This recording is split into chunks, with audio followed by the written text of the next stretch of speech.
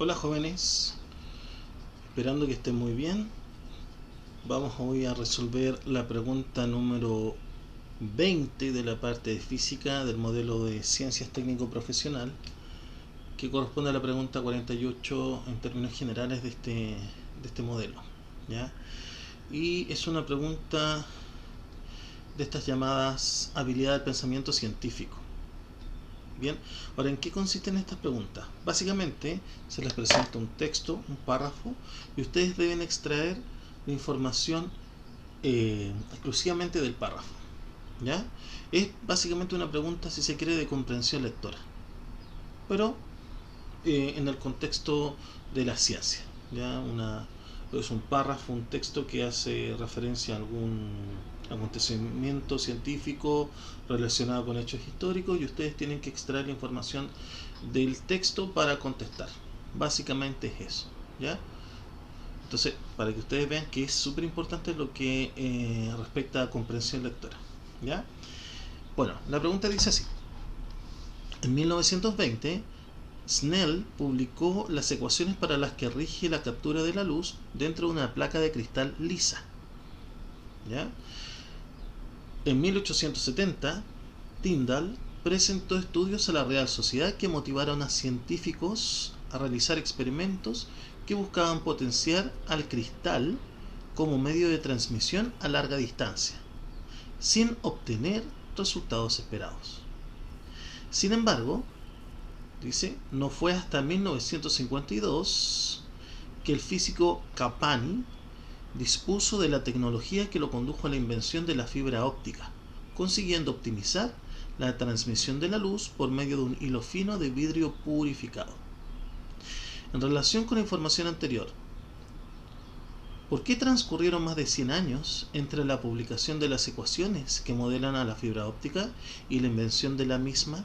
O sea, básicamente, jóvenes, la pregunta hace referencia a esto. Vamos a ir subrayando las cositas importantes acá.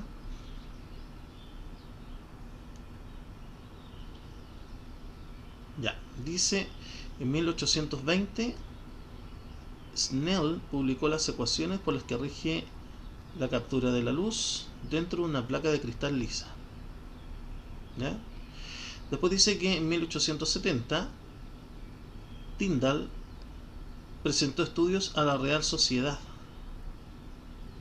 que motivaron a otros científicos a realizar experimentos que buscaban potenciar el cristal como medio de transmisión a larga distancia, pero sin obtener los resultados esperados. ¿Ya? Y no fue hasta 1952 que Capani dispuso de la tecnología que lo condujo a la invención de la fibra óptica.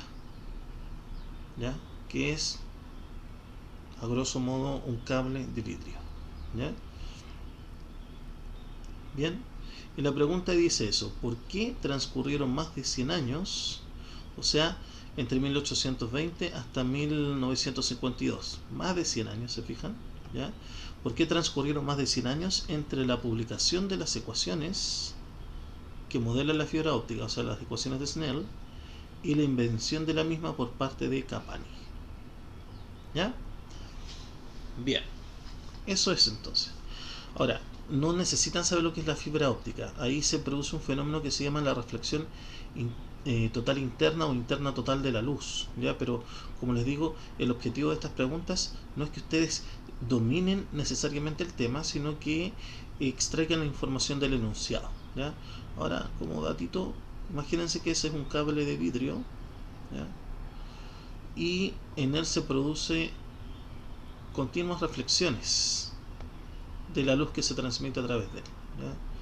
Entonces, imagínense que la luz va reflejándose continuamente en el cable. ¿Ya? Eso es básicamente un cable de fibra óptica. ¿Ya? Le voy a lo hecho más cortito para no hacer tantas flechitas, ¿no es cierto? Bueno, ya. Una cosa así es la transmisión mediante la fibra óptica. No necesitan saberlo, ¿ya? Solo sacar la información del enunciado. Vamos con las alternativas. Dice la A. Bueno, la pregunta era ¿por qué transcurrieron más de 100 años entre la publicación de las ecuaciones de Snell, si se quiere, hasta la invención propia de la fibra óptica. La A dice porque las técnicas para elaborar fibra de vidrio, ya, esta fibra óptica, no estaban suficientemente desarrolladas en las épocas anteriores a Capani. Y eso es correcto. Eso lo puedo extraer del enunciado, ¿ya?